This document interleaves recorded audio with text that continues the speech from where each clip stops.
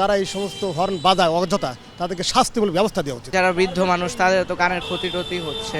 শব্দ দূষণে মানুষের প্রচণ্ড ক্ষতি হয়, ব্রেনের ক্ষতি হয়, কানের ক্ষতি হয়।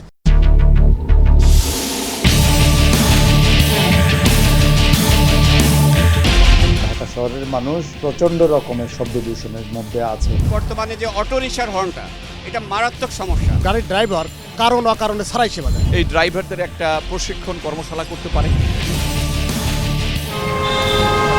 বাংলাদেশ সচিবালয়ের সামনের এই সড়কটি নীরব এলাকা হিসেবে ঘোষণা করা হয়েছে অনেক আগেই। এই সড়কে যে কোনো যানবাহনের হর্ন বাজানো নিষেধ হলেও তা মানছে না সরকারি বেসরকারি কোনো যানবাহনের চালকই। প্রশাসনের প্রাণকেন্দ্রেই যেখানে আইন প্রয়োগের কোনো বালাই নেই, সেখানে রাজধানীর অন্যান্য সড়কের কথা বলাই বাহুল্য। দিনের পর দিন শব্দ দূষণের এই অরাজকতা চললেও তার নিয়ন্ত্রণে যেন কারো মাথা ব্যথা নেই। ঢাকা শহরে শব্দের অনুমোদিত মাত্রা আবাসিক এলাকায় 55 ডেসিবেল ও বাণিজ্যিক এলাকায় 70 ডেসিবেল, কিন্তু এই মাত্রা কোথাও কোথাও 119 ডেসিবেল পর্যন্ত পৌঁছায়, যা জনজীবনকে করে তুলেছে চরম ঝুঁকিপূর্ণ।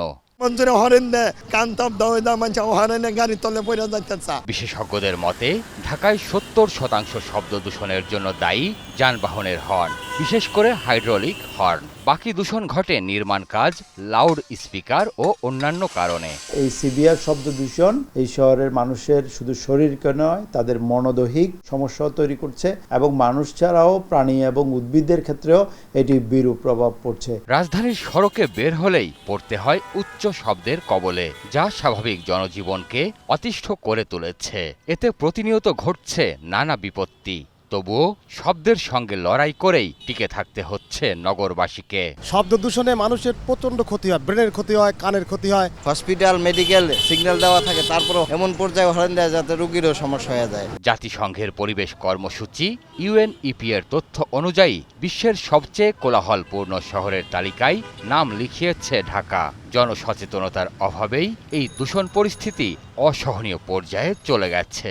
10 তলা উপরে থাকলেও দেখা গেছে নিচে হর্ন বাজলে এটা কানে খুব লাগে। যারা বৃদ্ধ মানুষ তাদের তো কানের ক্ষতি টতি হচ্ছে। অতিরিক্ত শব্দ তাদের হার্টের একটা বিরূপ প্রভাব ফেলে। চিকিৎসকদের মতে অতিরিক্ত শব্দের কারণে ঢাকাবাসীর শ্রবণ শক্তি হ্রাস, অনিদ্রা, উচ্চ রক্তচাপ ও মানসিক অস্থিরতা সহ নানা জটিল স্বাস্থ্য ঝুঁকি বাড়ছে।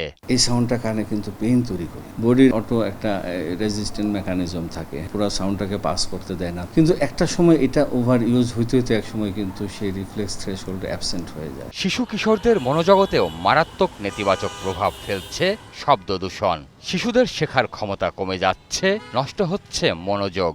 এখন যে স্কুলে বাচ্চাগুলো যায়, সে যে কানে কম শুনে শিখে এসে টেস্ট করালে দেখতেন যে প্রচুর একটা অ্যামাউন্ট বেরোয় আসবে যারা কানে কম শুনতেছে। শব্দ দূষণ নিয়ন্ত্রণ বিধিমালা 2006 অনুযায়ী উচ্চ শব্দে হর্ন বাজানো বা মাইকের ব্যবহার দণ্ডনীয় অপরাধ হলেও এর সঠিক প্রয়োগ নেই বললেই চলে। অনেক ক্ষেত্রে মানুষ শব্দ দূষণকে দূষণ হিসেবেই গণ্য করে না, এটিকে দৈনন্দিন জীবনের অংশ মনে করে। যারা এই সমস্ত হর্ন বাজায় অযথা তাদেরকে শাস্তিমূলক ব্যবস্থা দেওয়া উচিত। যদি প্রত্যেকটা গাড়ির স্ট্রাকচার থেকে হাইড্রোলিক হর্ন বাদ দেওয়া যায়, এছাড়া আমি মনে করি না যে আর কোনো ওয়ে আছে এটা থামানোর। শব্দ দূষণের কারণে 12% মানুষ শ্রবণ শক্তি হারানোর ঝুঁকিতে রয়েছে।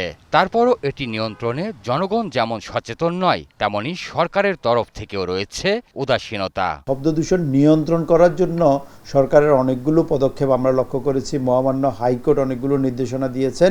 আইন প্রয়োগকারী সংস্থার ক্যাপাসিটির অভাবের কারণে এই শব্দ দূষণ নিয়ন্ত্রণের জন্য আমরা কার্যকর সাস্টেইনেবল অ্যাক্টিভিটি আমরা লক্ষ্য করি নাই। বিশেষজ্ঞরা মনে করেন রাজধানীর শব্দ দূষণ কমাতে হাইড্রোলিক হর্নের ব্যবহার বন্ধ এবং ট্রাফিক আইন কঠোরভাবে প্রয়োগ করা প্রয়োজন।